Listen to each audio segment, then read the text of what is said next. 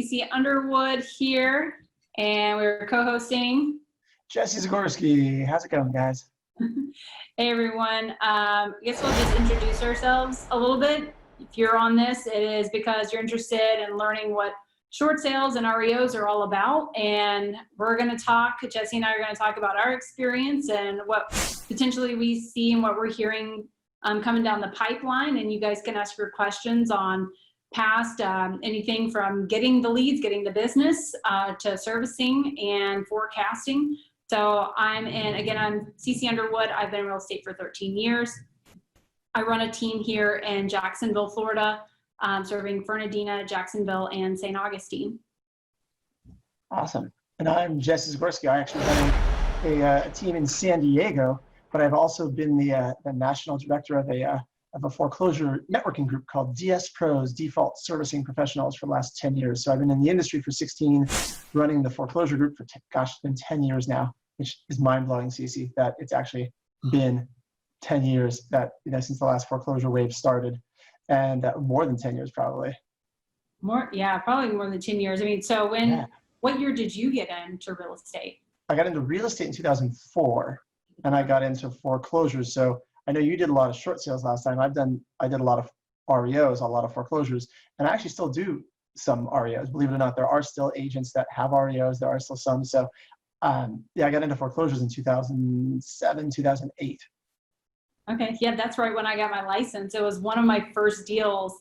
It was a short sale. It happened to be a family member at the time. So that's where I initially got my experience with short sales in 2007, right out of the bat. And everyone, I remember after I went through the whole process, it was, oh my God, you're the short sale queen.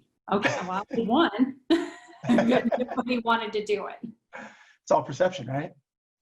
That's right. You've gone through it. You went through the hard parts, and here, let me give it to you. Totally. I love it. And so if anyone was on the webinar 2 weeks ago, we did when Tristan was on, we talked a little bit about, how to get the REO business. So we can cover that again if people missed that one, because that's probably the most popular question people ever ask is like, okay, how do you get REO? But there was a lot of people watching last time who said, can you break down certain things in the actual REO, like working with banks, what is it like? And so I think, you have some experience on the short sale side. I have a lot of experience on the REO side. Combined, I want to spend a little time today just breaking down some basic terms people need to know, see if we can tell some stories and scare some people away so that they have no interest. No, I'm kidding. But every reason in the world to refer it. No. Exactly. And then also we'll cover a little bit about, how to get business, because that is probably the most common question people always ask is like, how do you get foreclosures? Right? So where do you want to start it? Well, I mean, maybe just a general process. I mean, I'm sure here on the webinar, we may have varying levels of production, and even some of these terms, short sales, REO foreclosures, might be a little new to some people. So, and the different timeframes, because it is different, right? Florida, we're a judicial state. Right. And one thing we should note actually right now, so for people if there are people on here who have done a ton of REOs already and you're just looking for updates, we'll do our best to go quickly through the basic stuff. But for people who've never done an REO, you do have to learn the lingo, right? Or if you've never done a short sale, you do have to learn the lingo. So I would say one thing that was really interesting that just came out a couple of days ago, I don't know if you saw this, CC, but we currently have a moratorium on foreclosures in this country that was extended through August 31st. So they're not doing any foreclosures or evictions on any government-backed loans, which are at least 2/3 of the loans out there in the US. There are no foreclosures or evictions going on through August 31st. That's crazy.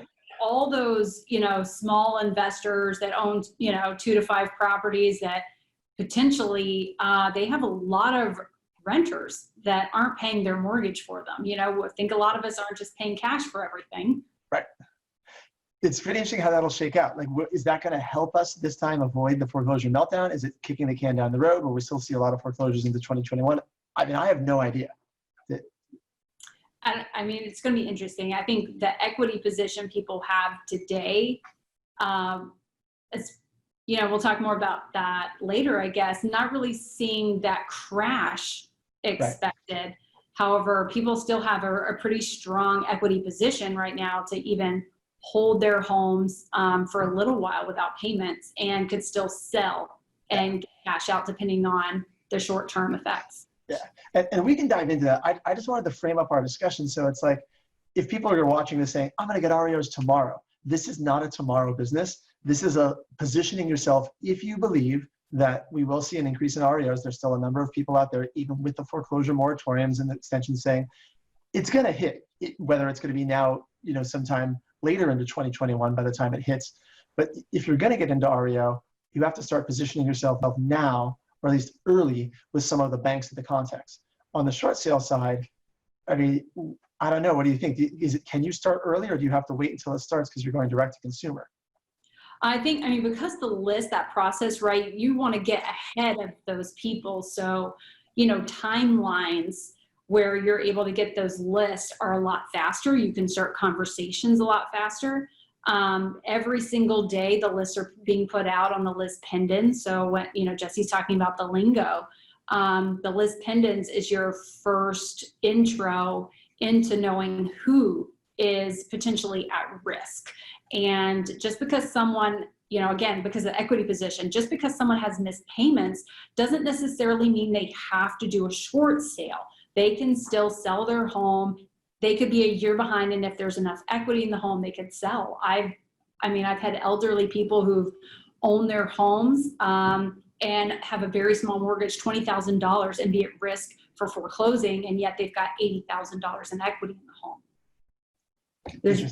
There's a lot of different scenarios that can happen with this. Yeah. So in terms of timelines for foreclosure, I mean, check with your state. Check with what's going on. Each servicer has a little different ways they're handling the forbearance period right now. There's some talk that the forbearance period under the CARES Act is going to be extended from 12 months to 18 months, up to 18 months, which would mean people don't have to make mortgage payments for a year and a half. Which is mind blowing if that goes through, right? So let's dive down, if it's okay, let's dive down the funnel first to REO, then we'll go back to the short sale side. I just want to give people some basic ideas of, if they get into REO, what are the names of the words they have to, they should be looking out for. I got a couple slides I'll show here to kind of give some glossary of terms. Let's do this one. I mean, and you want to sound intelligent too, right? You're going after business, you're talking to REOs. I was fortunate enough back in the day to talk to a few REO brokers who were heavy HUD, heavy Fannie Mae, and I was very thankful, right? Because by them helping me, it also helped them. So even though they were extremely busy, I found a couple that were willing to talk to me and teach me, be a more competent realtor in that industry. Well, that's the whole reason why we put together DS Pros, our networking group, right? So this is 10 years ago, we started this group just to basically help each other out. So if you're an experienced REO broker, you can still join our network, and we help connect people up with, with REO accounts, and we share contacts, talk about best practices. And then even if you've never done REO, if you're like a business-minded entrepreneurial person, you can still apply, and we'll talk to you, and we vet a handful of people that have never done REO. But if you're an entrepreneur, the difference between short sale to me and REO is a system. REO is like, you're selling something that just happens to be a house. With a short sale, you have the homeowner who still has a lot of emotions involved, and there's still a lot of, there's paperwork, but there's a lot of emotions on the short sale side. Oh my God. On the REO side, there is some emotions when you're dealing with the person who's been living there, but they're not your client. Your client is the bank. It's a process-driven, system-oriented. It's a very just systematic, task-oriented process. So for certain agents who like that, it works really well. Yeah. Let's see. I've heard a lot from the REO brokers. Even the different systems that they're using. I mean, it is a whole separate department. It's a whole different way of thinking and running your business. Like, you can't combine it really into your equity sales. This is a department. It is 100% a different business. So that's what we want to cover. We'll spend the next few minutes just kind of giving some of the rundown of that. So let's see here. All right, whatever who I am. All right, so this is what I was talking about before, the good and the bad of REO. Really, it's the upside is there's huge volume. So those brokers you talked about, like when you get these accounts, you don't just make a contact where they send you 1 or 2 listings. I mean, I worked with probably 30 different servicers, clients, over the years of REO. But I had one person I met at one company. She personally sent me over 60 listings to sell in a single year. Is that nuts? I mean, that's business changing. Right, and that's the volume of it. That's the REO side. So the challenge is to look out for. It's got a really long sales cycle, especially with these eviction moratoriums. So I have, people that are sitting on occupied REOs right now that they could be sitting on these things for years, or already have been for years. And commissions tend to be a little lower because the banks take back a piece. They don't pay a full commission. They tend to take back a referral fee. I'll explain how that works. So here's some of the vocabulary people need to know. Hopefully every real estate professional knows what a servicer is. That's who you pay your mortgage to. So when you stop paying your mortgage, the servicer starts to go into, it starts to follow a foreclosure procedure for your state. They may handle the foreclosure themselves, or they may send it to someone called an outsourcer. So outsourcers are the middlemen that handle the sales of these foreclosed properties. And the most important person at an outsourcing shop is typically your asset manager. That's the one that actually handles the decisions on the sale. And depending on how much time we want to dive into these things, but these are some words that you need to know if you're going to get into the world of REO. This is just a little glossary. So you've got a pre-marketer. That's the one who typically clicks the buttons and assigns the property and says, hey, we're ready to give you a property. They also handle it when it's either in evictions or you're doing rehab work. You'll hear the term assignment, which is actually like getting a listing. That's an assignment is just like getting a listing. BPO is a broker price opinion. MSRs is monthly status report. Aren't these all fun words, Cece, that you have to learn on the REO side? Bringing out, so I mean, back in the day, you guys, average price points were low. Like ours was average 125,000, and I mean, you were selling a lot of properties, but really, I mean, you were still broke. you had so many homes to just be broke. So I remember doing a lot of these $40, $50 BPOs just, and to split that with the broker just so I could have a little bit extra money. That's what it was like. Well, that's one thing that's changed, I've noticed. So I'm in San Diego, and San Diego, we always had a little higher price point REOs in certain areas. Like we weren't doing a lot of $40,000, $50,000 places, luckily. But no, seriously, I never understood how agents in certain markets, especially through the Midwest, how they were able to run a REO business profitably. Because you have more staff than normal. You have all these tasks that you have to complete. And like, how do you make money on it? But these days, a lot of the foreclosures that are left are the higher value ones. Mm-hmm. So I think that's a good point to note, like what's changed. Yeah, so the volume is significantly lower now. I mean, we're like before COVID hit and before all these moratoriums, there was some volume, but it's obviously a lot less today than it was in 2010, 2011. But there still was some. COVID now, there's been very, very little. This is the whole foreclosure moratorium. If you're planning to get into REO right now, it's still a long-term thing. The good news is a lot of the clients that you've been working with, they got nothing going on, a lot of them. So they're open to chatting with you.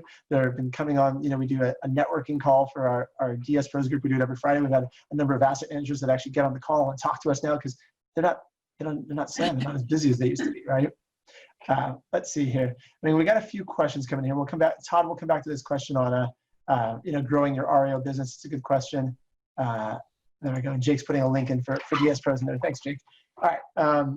Last couple of things that are very different than short sales in terms of terms. These came up the last time we did a webinar, and I wanted to make sure we spent some time and explain these. You've got an occupancy check, a rekey, and a PPE, a personal property eviction. So these all tie together. When you get an assignment, which is like a listing, the bank will send you out to the house to find out does anyone live there. It's very different than a short sale because you know if they live there or not, right? Surprise. Yeah.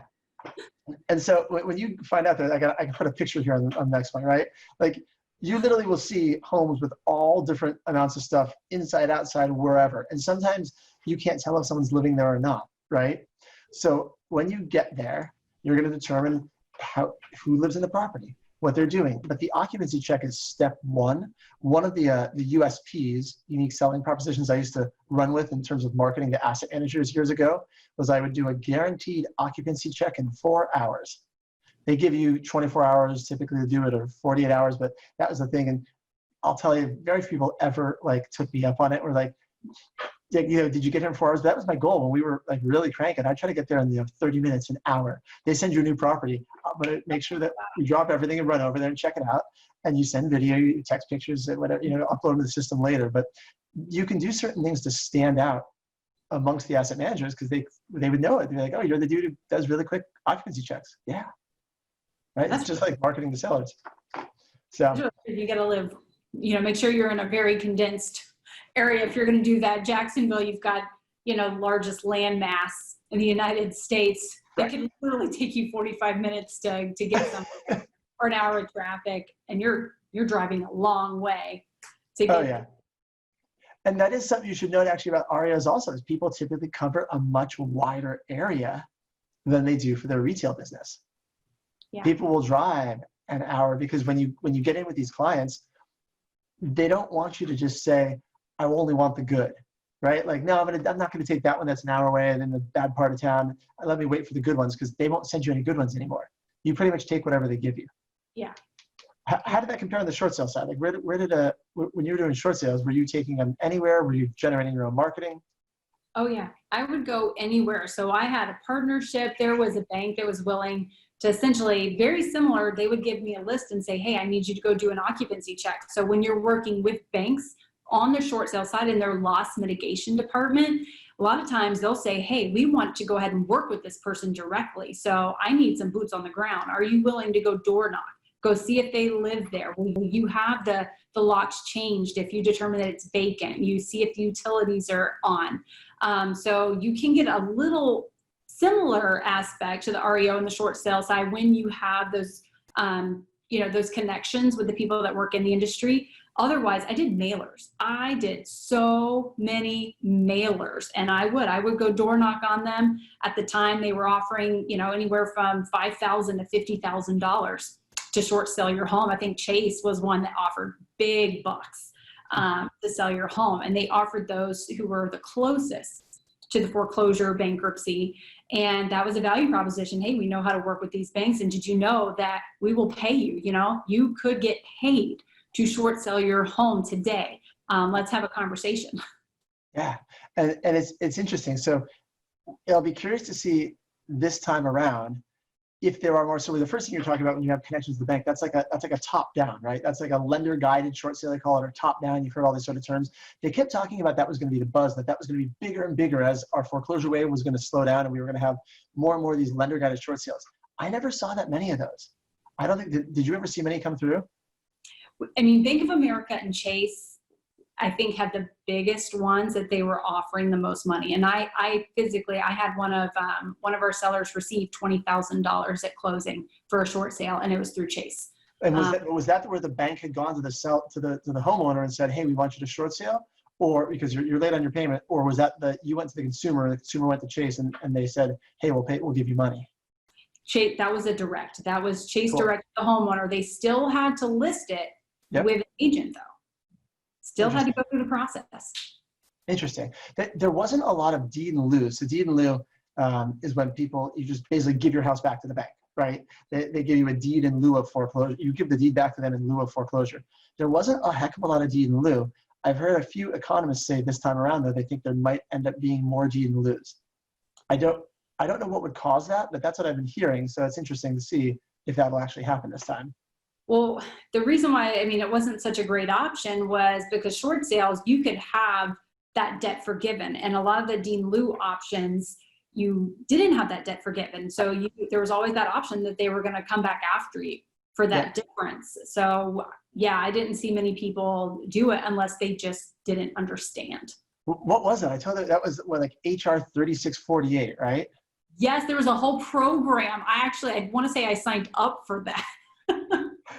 That was the bill, the House of Representatives Bill 3648. I'm pretty sure that was the number because we had marketing pieces. We did a little bit of direct marketing for short sales, and we'd send out a letter that talked about, did you know your rights under the bill HR 3648? Primary residence, and they extended it, and even sometimes on an investment property, we were able to get it forgiven.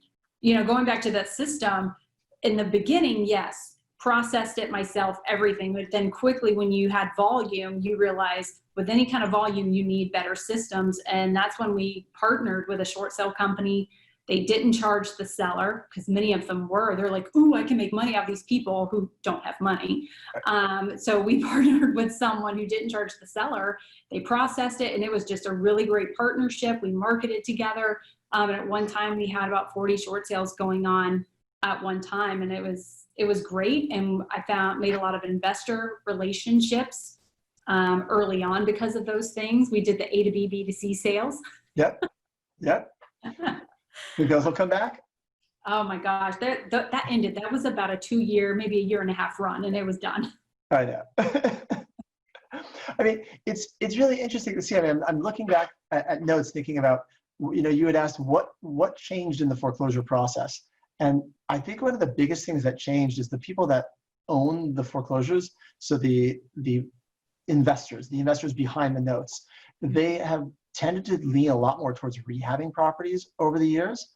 And I do think we'll see if this ends up being a bigger foreclosure wave, because it's still a question mark for me. Like, I don't know how much foreclosures will increase. I think that there is a high likelihood we'll see them. There's got to be some pent up demand, because in any market, you always have foreclosures, up or down, indifferent. You always have, in most parts of the country, a certain level amount of foreclosures. Yeah. If we're not foreclosing right now, all we're doing is pushing back a little bit of pent up demand that, yes, the majority of people when the economy recovers will not need to be foreclosed on. However, you still have some people that, for whatever reason, unrelated to COVID, they probably would be going through foreclosure. And I think we're going to see a bit of that will then hit at some point. So these investors will probably be fixing up more of those houses when they hit the market. I agree. I mean, when you're talking about that timeline, right, this is a delayed inevitability that's going to happen. So yes, that foreclosure process, these properties, once they do come out of forbearance, they're going to initiate. If they're not able to bring that forbearance amount full term, and they're not going to offer modifications or other options for the homeowners, that foreclosure process is going to start immediately. So depending on, what Jesse was saying, depending on that servicer timelines, could be 12 months, could go back to, 2 to 3 years, who knows, but eventually, so you're looking 2022, potentially, of the start of this foreclosure rate and short really hitting us. Yeah. So for those of you, watching this thinking, should I jump into foreclosures, or I do some foreclosures, and should I do more of it? You got to look at the value of your time and where you're spending your time and effort right now. As long as this is just a component of your business and you're making money in other sectors and you want to add one more component, this is like a long-term build, then it may make sense to think about adding foreclosure and short sales. But if you're like, dude, I got to go make money tomorrow on this thing, this is not your avenue for tomorrow money. It's not. This is going to be a long-term build. I mean, even when you get the listings, it takes a while to sell them. Oh, right? yeah. Even the short sale. I mean, you could still go get a short sale tomorrow. And while a lot of their processes have streamlined considerably, I think my longest short sale took 4 years. We had 8 different buyers, and the last buyer, the guy that bought it, was the first guy that made the offer. So within a time frame of 4 years, we've gone through that process. And so when you're considering short sales, consider again, 90-day, 60, 90-day normal sales cycle. You're going to be extremely delayed. I'm like, this is your future income. So you're going to hope to get paid in 12 months on these. You're doing good. Some of them, a lot of the larger banks are getting them done within 90 days now. So that's always really good to see, but volume can change things. Right. And there might be people watching this who've never done a short sale, depending on when they got into the market, but they are coming back. So there's certain questions you want to ask on the short sale side to the homeowner, right? Is it just a first? Is there a first and a second? Your short sale timelines tend to get longer when you have a first and a second, because you have to get them to play nice with each other, right? It's going to add some time to it, and they can get it done. You probably know this one, Cece, but my favorite trick to get a response from a servicer on a short sale is using Twitter. Do you ever used to use Twitter? Oh gosh, we would go and just at them. Bank of America was one that we would always reach out, and man, it would shoot it at the pipelines. I wonder how much they're using Twitter today. They still use it. We just did one with US Bank, believe it or not. We had a short sale that we're not getting a response. And you've got someone who's in your loss mitigation department. That's the ones who decide on approving the short sales. You've got, your loss mit supervisor who is overwhelmed working hundreds of files. You've got your customer service department who checks the emails and phone numbers, who have hundreds, thousands of inbound emails and calls a day. And then you've got their PR team, which monitors their social media, which is typically 3 or 4 people monitoring a very little amount of inbound social media, because who the heck tweets at Bank of America? No one. Only people want to complain, and there's not that many people that leverage it. So we always used to use this, and we just did it again. I was so happy it still worked, that they still have literally within like hours of putting something on Twitter, you get a response back from some VP or someone is like, hey, here you're having a problem. It's really interesting to me. Gosh, I do remember doing that. You had to pull out all the stops. I remember like other questions, of course. Are you current on your HOA? HOAs towards the middle to end were getting very, very aggressive in them foreclosing. Attorneys were getting involved. So that became part, another headache. Water softeners, liens on the home would show up, $14,000 water softeners. I'd have to negotiate. IRS tax liens I'd have to negotiate. I mean, which, by the way, IRS, I loved them. They actually negotiated more than the HOAs. Shocker. I loved it. I was like, oh, I'll get some taxes down. But there's a lot more negotiations. And like you said, the more liens there are, yep, longer it could take, the more you have to negotiate. So asking those questions are important. Yeah, and that's a big difference between short sale and REO. Sometimes in REO you get involved in that stuff, but typically the REO, either the servicer or the outsourcer, remember that term, the middlemen, the outsourcers, they have a title curative department that once you're as an agent, your job is to help find out about the liens, but once you find out about them, they have someone at the bank that helps work on them. If you're really truly like a rock star agent though, you're going to get involved where you can, because 1, it helps them out, and anything you do to make them look good, makes them like you. But 2, it also moves the process down faster. So we would get involved in some of those things too.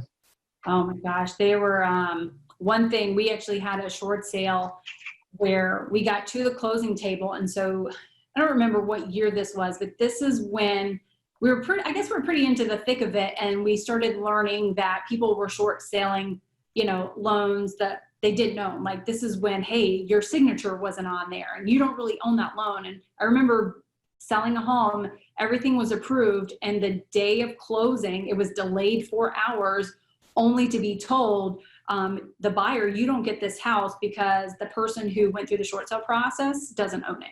It was a completely different mortgage company. So it was, that was fun. The amount of things like that where it was the wrong company, wrong property is pretty amazing, right? With the paper trail. Yeah, no paper trail. I think that one ended up being a difference with like Vanguard owning and Fannie Mae. There was a mix up, or VAs didn't transfer property. There's so much on the title side. Like you said, on the short sale, you're having to go through that, and you didn't actually know what was going to happen until closing, where like what you're saying, once you get it as an REO, many of that stuff have been cured. You don't have to negotiate a lot of those things. Maybe utilities, who knows? There's a reason why I gravitated to the REO side. So Carol's got a question for you, Cece. She said, who did you talk to at the IRS to get the lien judgment reduced for the short sale? I don't think it was an actual person. I want to say it was probably their payoff, because at that point you're being sent to a collections. The IRS has their own collections department, if I remember correctly. And we actually just talked to whoever was in that department directly and negotiated what they would be willing to accept for a payoff. And we did that with a lot of liens. Like I said, water softeners, we had to negotiate a payoff. So you're thinking about it in terms of collections. So if you were going to get, if you owed $7,000, what would you take to get a full, a payoff today? Could have been 40% of the total amount. And then we would take that back to the first lien holder and get them to approve that. And once it was approved, we got the approval letter from the IRS, and it was paid at closing. Love it. All right, let's see here. One thing I was just going to add for anyone who does get into REO, when you get an assignment, some of the first steps, and this isn't, and every time you get a new assignment, every client sends you an email with detailed instructions of varying degrees. These aren't involved in the instructions typically, but things you want to know. You want to confirm the address, checking the tax records. Like these sound like easy things, but this won't be in the instructions, but you need to know these things, right? Is it missing a unit number? And like, because you're going to look and you're going to see, all right, who was foreclosed on, what was the name, does it match the tax records, is the address correct? And then if the property has junk in it that's not worth anything, but just stuff, they call it a trash out. You need to have someone come and take all the stuff out, do a trash out.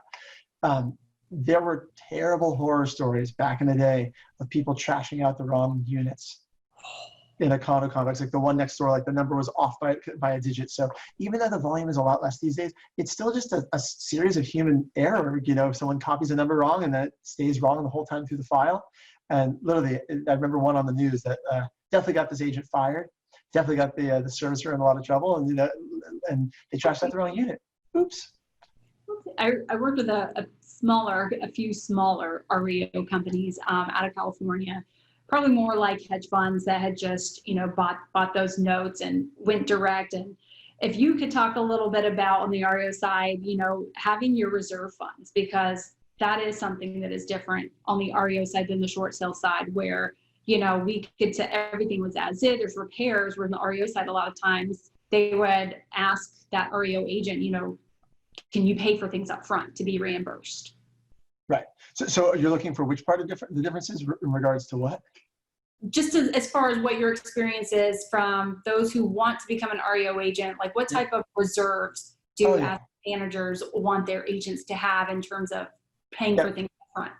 So it's a different, it varies by client. There are some that will ask you, right, to keep a couple $1,000s per home, basically, because you're going to be fronting expenses. There are some that will even have ask you to keep more than that, but there's no really set guidelines. I would budget probably a couple $1,000s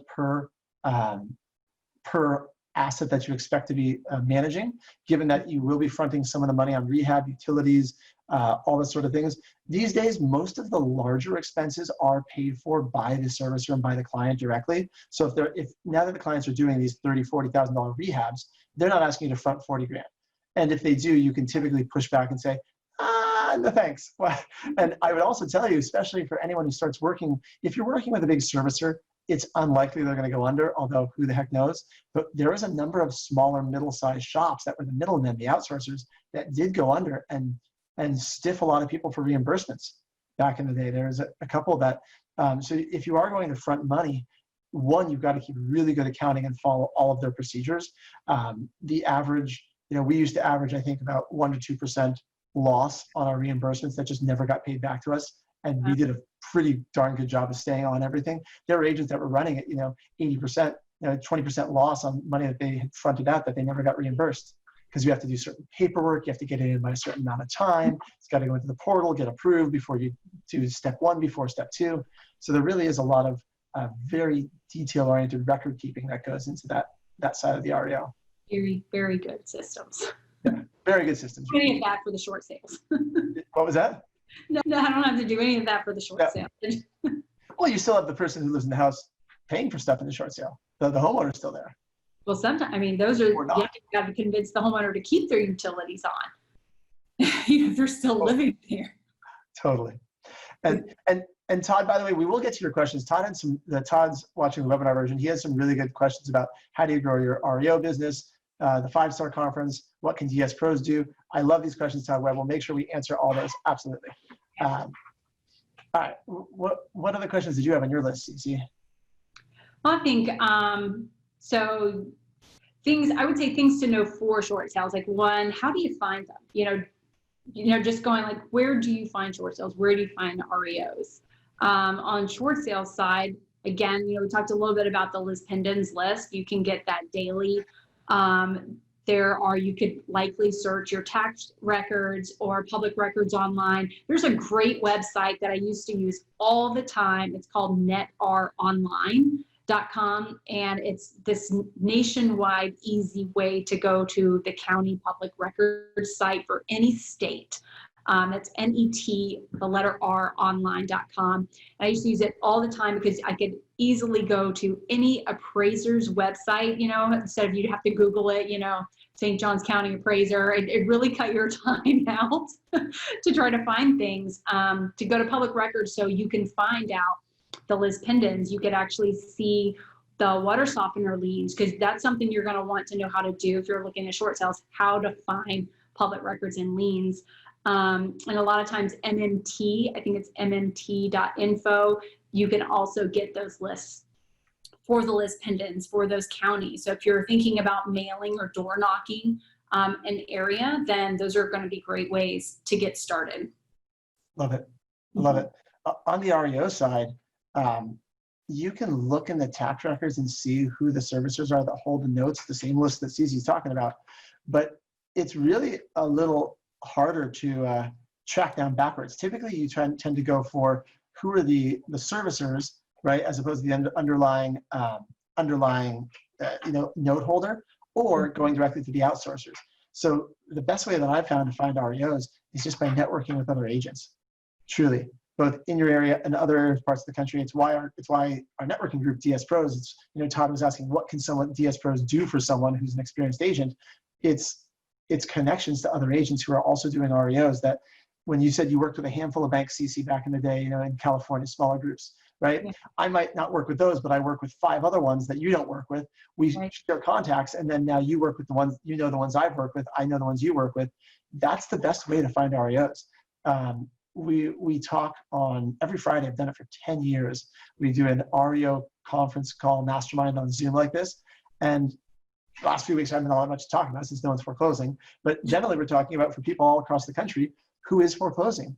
Who are the clients that we're seeing assets coming from? I mean, it's constantly a moving target.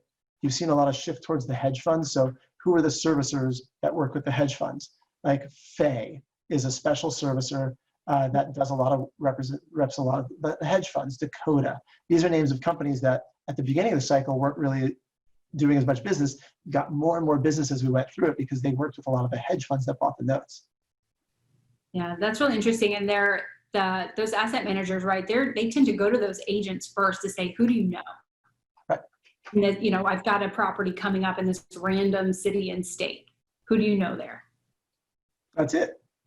That really is how it was. And so when the volume of REO was higher, then that was, what we would, that was how you get business. Now that it's lower, it takes a lot more follow-up to be at the right place in the right time when they have a listing to assign in your area for them to remember. Like you said, you're in Jacksonville, right, CZ?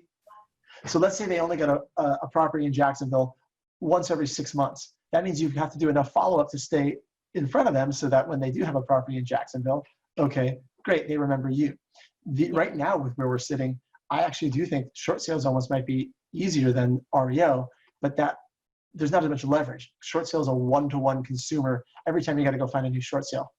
Yes. Right? Yes. And it's not like people are screaming again, oh, I short sold my home. Like eventually, like back in the day, at first it was people were afraid, they didn't talk about it. They were embarrassed by it. But then a few years into it was like, oh yeah, you short sold your house? I did too. I got my money out. It was just, hey, I did it too. So it really became part of what people were doing. It was a cultural thing to do. Like, oh yeah, you need to short sell your home. Yeah. Right. And right now it's, you don't need to pay your mortgage. Yeah. Just put your home in forbearance. Yep. You're good. Let's see. What was Todd's other questions? How do I grow my business? I've been doing REO for 12 years with one servicing company, 5 to 10 listings a year. Should I do more BPOs? So let's talk BPOs for a minute, broker price opinion. And they actually do factor into short sales too, but in a different way. In an REO, once they own the home or when they're in the foreclosure process, they will often contract out to an agent and say, hey, tell us what this is worth. They get that value, which is a BPO, a broker price opinion, and they reconcile it with a computer model and a couple other numbers to decide whether or not they want to foreclose, move forward, what they're going to do. Doing BPOs, if you're doing them for a fee where someone's paying you, typically does not result in REO business. There's a handful of companies, like one that I could think of, that does offer paid BPOs and has an REO department that sits on the same floor, that they do say there is some connection to doing the BPOs. But in general, if you're doing paid BPOs, that's not the quickest way to get REOs. Yeah. If you've done it for years, for this example, for Todd, who's had one client, the best way to get more REOs is you got to expand to more clients. You got to get connected to other servicers, other outsourcers. I've started to see some BPO requests. those companies that I was signed up with, you know, back in 2008, 9, 10, 11, I've started to receive emails from them saying, hey, we have another BPO. We've got another valuation request in your area. Click here to accept. So I started seeing those come back in my inbox. I was like, hello. Yep. And I was looking for a slide. I had a slide on which platforms you can sign up for. I'll just say them, and I can type them into the chat box. But the 3 biggest REO platforms these days, because if you're going to do BPOs, some of them will come through these platforms. If you're going to get REO assignments, they'll come through these platforms. It's ResNet, which is RES.net, ResNet. Equator, which you do a lot of your short sales through as well, right? Equator.com. And Pyramid Platform, like in Egypt, the pyramids. Pyramid Platform is a lot of that's the newest one. That's more and more clients are using. A lot of the hedge funds use Pyramid Platform. But those, I would say, you're going to get a lot of the BPO requests will come through those also. Yeah, Summit Valuations is one that I used in the past. They had quite a few BPOs, and I believe they're a BPO company only. So, you know, there again, that wouldn't be a company you would sign up for. They did have REOs, and of course they said there's a potential, but for the most part, they were just strictly BPO orders. Yep. Let's see here. I answered the other questions. Oh, 5-star. All right, let's talk conferences for a minute, because this is another huge difference between short sales and REO. There weren't short sale conferences. No. Like there was no place you were going to for a conference for short. I mean, there were some trainings on short sales, but you were going to learn, versus REO was all who you knew. The REO business is all about making the right connections in terms of business development, in terms of getting the listings. It's all about who you know. So they had these conferences that would happen, a lot of them. There was 1, 2, 3, then they got more and more and more. These days, there's really only 1 or 2 conferences that still exist. And this year, there's only 1 that says it's going to happen. So the 2 that still exist is REOMAC, REOMAC. That's a nonprofit organization for the basically the foreclosure side of the banking industry. That conference has already been canceled due to COVID for the summer. And the other one is 5-star, which is happening in September in Dallas. They have boldly said, we are having a conference. We're in Texas. Texas does not believe in the existence of COVID. We're doing it. They didn't actually say they don't believe in it, but you know what I mean? Like, they basically said, we're having a conference. I bought tickets on Southwest Airlines so that I could, you know, cancel them without a penalty, because I'm suspect as to whether a conference in September, it's, you know, 3 months from now, will it actually happen? I have no idea. And if it does happen, will the clients go? Yeah. I don't know. I don't know who's going to be there. So to answer your question, Tom, what'd you say, Susie? And 5-star's been around a while. I remember getting the emails for their invitations to go to, and at the time they had all these REO, you know, coaching programs. I'm pretty sure I signed up for one. They were like, now get your packet ready. You know, you're gonna put it in front of all these asset managers, and you're gonna make sure you've got a 1-page packet that makes you stand out. I mean, it was fun. And you do that. So that's a good tip. If you're getting into REO, have a 1-page resume, right, for REO. You can make sure it has your coverage area on it. The most important thing you're going to brand is your name and your city. Jesse Zagorsky, San Diego, Jesse Zagorsky, San Diego, CC Underwood, Jacksonville, CC Underwood. It's all you want people in their minds to remember. So your business card that you have. So the short answer, Todd, do I recommend 5-star? I do. It's the only game in town to go get face-to-face at a conference. Conferences are like the shotgun approach, where you can go meet whoever is there, as many people as possible. And then laser focus later is where you go and actually follow up at office visits and phone calls and email. But your business cards that you use in your local market are not very good REO business cards, because they probably don't say your city very big. Given the fact that if you're giving out business cards in your city, where the hell else are you going to work? Like, you must be working in your city, so you don't need to brand if you had a business card near you, does it say Jacksonville on it in big letters anywhere? No big letters, no specific zip codes I work, and no value proposition for an REO. Yep. So I might even have them sitting around here somewhere. I'll see if I can find it, but I had a special REO business cards that were different than my traditional ones, with a little flap on them. And the flap said San Diego County on it. And it would like stick out, and it was just this extra little thing. And we actually had a bunch of people we traveled with, the original part of our networking group, that we all had matching business cards with little flaps. Each one said our area. We'd put them on a little ring, and we would attach them together. We'd hand them out so that have a ring of all of us together in little areas we covered. Oh my gosh. Yeah, that was our REO tour group, we called it back in the day. I would just email.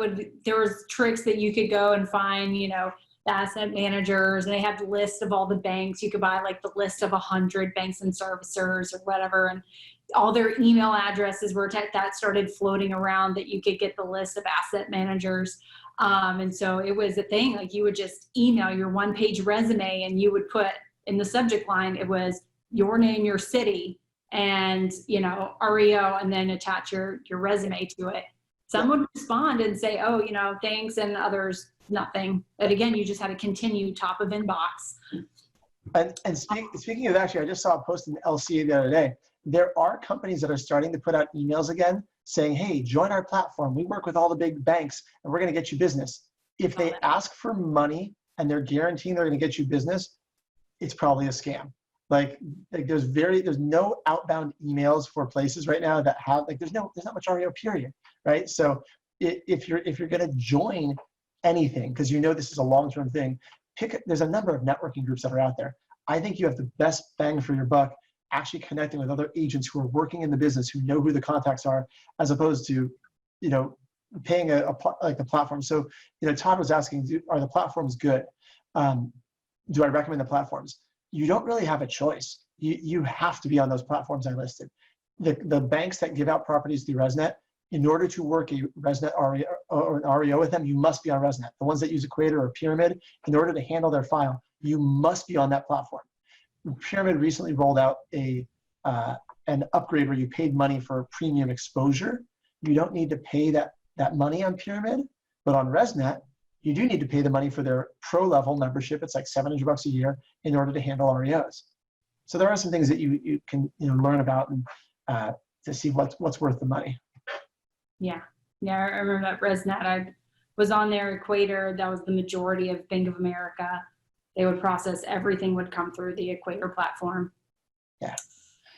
Todd's full of all sorts of good questions, by the way. If anyone else has them, he said, how do you connect with asset managers at 5-star? And I put this up. I thought Tristan was going to be on this call, so I know Tristan's a Star Trek fan. You want to see the thing I put on this? I made this slide for Tristan. Hold on. I got to show this. Can you see it, Cece?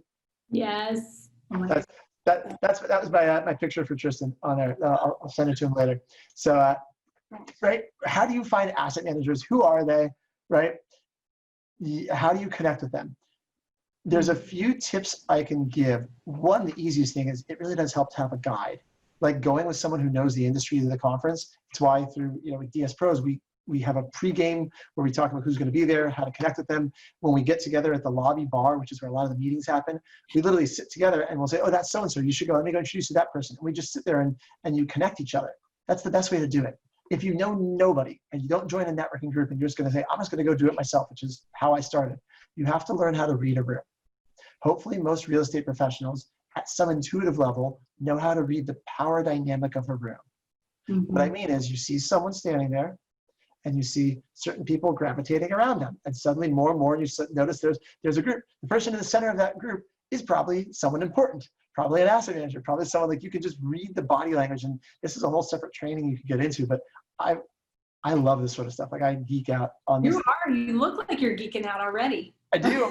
That was my favorite part. That was my favorite part of these conferences was like when you go in, you learn to read the power dynamic of a room, and then how do you go connect with that person? You can't walk straight up to this person instead of a group of people and expect them to talk to you. One, you look like a total like stalker. Two, they're in the middle of conversation. So then you kind of make friends with the person towards the outside, and you make friends of who they are and how they get connected. And I mean, there really are some strategic techniques you can do. Have you read the book, The Like Switch? Ooh, no. Oh, it's one of my favorite books for sales training, but it works really well for conferences. The Like Switch, L-I-K-E, Like Switch, like a light switch, but L-I-K-E. And it is a guy who used to recruit spies for the FBI, basically, assets. And he would, turn them from their home country and get them loyal to us. And how do you build connections and make relationships? So he talks about how you infiltrate social circles and things like that. It's pretty cool. Infiltrate. You know what? My strategy is it's kind of the same way with marketing is get them to notice you. That would be my strategy, because I won't go up to anyone. You're going to have to notice me. I'll do something to grab your attention. We won't. Well, and these days with social media, I mean, a lot of these asset managers, if you can find them on social media, there are ways you can connect and things. I mean, I know you've been having a lot of fun with TikTok videos, right? I guarantee there's going to be people this time around using TikTok and things like that to leverage REO business. Man, I'm seeing so many more businesses on there, but LinkedIn was a big one back then. LinkedIn was a really big social platform to find the asset managers and reach out to them. They were all over it.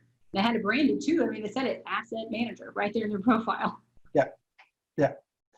I think we got a few minutes left. I don't know if there's other questions, Jake. Is there any questions from Facebook we haven't gotten to? We haven't had any questions on Facebook yet. Okay, good. Okay. Good. We've answered everything, Cece. Very thorough. Let's see. I'm looking at my notes. See if there's anything else we have to cover. I mean, really, the actual working in REO is not glorious. It's very task-based. We didn't talk about monthly status reports and your weekly or your every 2 weeks you're doing occupancy checks where you're driving by the property. Once a month you're giving updates on the comparable sales. You're giving updates on any issues with the property, any feedback, things like that. It's not glorious, but the cool thing is it's a system. And when you get enough of them, you can actually run it. Where like I took an entire year off and I moved to Thailand and still managed to have my systems running without being there. My business partner is my mom. She was boots on the ground and the rest of our systems all ran. And I checked in on it from Thailand, 2013. That's really cool. Yeah. You got any last thoughts on short sales you want to leave with? Just to touch on, I say this a lot, just in general real estate business as well as that, and you touched on it, and the DS Pros was the power of the agent referrals. Agents, we are a massively powerful group, so do not ever underestimate the power that we have with each other. When I was growing the short sale business back in the day, a lot of it came from local agents who didn't want to do it, right? It becomes part of your branding. I said, people were like, oh, you're the short sale queen. Like they didn't want to deal with it. They knew that it was a 12-month plus game. They're like, oh, I'm going to focus on other things. You know how to do it. And we even had like some reduced referral fees because it did take so much longer. But it was just a really great partnership, really talk and network with agents to find out what their specialties are and how you can grow your businesses in any of these ways. Yeah, and you guys can do it on your own through LCA. I mean, really, you can absolutely connect and network. What I found is the reason people end up joining official groups is because it takes time and effort to do it on your own, right? If you're going to join a group, it's because someone's already done the hard work of putting together a group of people for you. But you can do a lot of this on your own too. Reach out, make connections, just start chatting. I mean, just start the thread. Like you can see everyone on the thread. Hey, who's doing this? Who's doing this? And there you go. There's your connections. Totally. Yeah. We had one person ask for the ResNet website. Was that reo.res.net? No, I'll type it in the chat on the Zoom here. You can cut and paste to Facebook. Thank you. I'm sorry for interrupting. Yeah, you're good, dude. I like it to anyone watching on Facebook who's just a disembodied voice. We can see the pretty Lab Coats logo, but it's just that's the voice of Jake. It's Jake from Lab Coats. Hi, everybody. It's Jake from State Farm. I mean Lab Coats. What are you wearing, Jake from Lab Coats? Khakis and a blue suit. I love it. This is how we kill time. Yeah. If anyone's got questions on REO, send me a message, hit me up, just Facebook, anything you want. You can go to dspros.com and message us there. But I'm happy to help regardless of whether you join our group or not. Just point you in the right direction, give you any sort of guidance, feedback. And it made an interesting comment earlier on that her average REO list price now is $1 million, and the average time of people not paying their mortgage is 9 years. Like there are REOs out there, and it's interesting what's still left. So. It is. I mean, short sales, you can get short sales in all price points, all home conditions. One thing we didn't touch on is just that short sale package. Note that the majority of the short sale packages were thick. You do have to have some serious conversations with the sellers. You're asking intimate details of their financials, tax returns, bank statements, 401. So being really comfortable having money conversations is a must, because you do have to ask tough questions about their personal finances and be able to put them at ease about it. I mean, I had short sale packages that you had to fax and email and upload that were over 100 pages, and they had to be full and exact. So having some sort of a great system for that too, and just a general overall, like, hey, how do you get someone that care and candor? Here are the serious points, and I care about you. I'm going to walk you through this process. So every bank has some sort of a package. So you're always going to want to get that list from them. And if you're going to go over, you can even target certain banks if you want, going after business. But same as Jesse, feel free to reach out to me. Any questions if you're thinking about getting started or starting it back up again. Yes. So, someone wanted to know our email addresses, so I just put it in the chat box. I mean, you can email me through DS Pros. It's info@dspros, info@dspros.com. CC if you want to type your email in the chat. And then obviously people watching us on Facebook, I think will be tagged in the post, and they can just DM me there, direct message us there. Probably easy as well. Yeah, Facebook is going to be better. I put my email on here, cc@sellingwithcc.com. But Facebook, slide in the DMs is going to be much faster. Yeah. We had a few other quick questions. Mark said, I haven't done a short sale since 2013. Has much changed? Not on the one we just did. Have you done one lately, Cece? Yeah, we had one a few months ago that it was fairly fast. I would say it was a Wells Fargo, so it was 90 days. And not a whole lot of extras onto it. So their process has definitely streamlined for certain ones. Yeah, same basic concept, Mark, but definitely faster. Yeah, across the board. Let's see here. What other questions we had? Let's see here. Todd, I think I'm going to say reach out to me, man. You had a lot of good questions. For the sake of time, just reach out to me. We can talk through. Let's see. Is it too late to apply to HUD, Fanny? It's never too late to apply for anything, but the volume is so low right now that HUD has specific contracts in different areas. They just rebid the contract for the Midwest for HUD. So you did just miss the deadline if you're in the Midwest watching this to reapply to be a HUD listing broker. Fannie, they haven't been taking on officially new agents or new brokers for the last year or two. But if you build relationships, if and when someone in your area makes a mistake or decides to leave the business, you just got to be there. It's a timing thing. Let's see, I think that's pretty much most of it. Oh, REO Rockstars, 30 days step by step. I don't remember who they are, but doesn't mean they're not awesome. Linda was asking about them. There are good organizations, there's plenty of good training organizations out there. Absolutely. You're always going to get good nuggets from somewhere, and a lot of this it is boots on the ground. It is doing the work, putting it in, but most importantly, network. Yes. Fully agree. All right. This is fun, Cece. I like this. What? Yeah. And if anyone else has questions, though, reach out to us. This is the time, if you are slow, to start looking at whether it's REO or short sales, but just looking at your business and seeing what other income streams you can add. I truly believe this is the time to start getting set up for whatever else is coming next. If it's not short sales or foreclosures, pick something and add that into your business now. Well, it's future. If your sales cycle is, what you do today shows up in 90 days, well, what you're planning for in your business is not showing up today. It's going to show up in the future. So there is, hey, plan for the market to shift. Our businesses have changed. And even though we're not pinpointing the exact time, you can say, all right, well, if I'm going after this, right, you still have to position yourself as an expert in certain areas. So getting that message around, whether it be, hey, you're the guy that is doing all the cash offers, you're the person who's doing a guaranteed sale, right?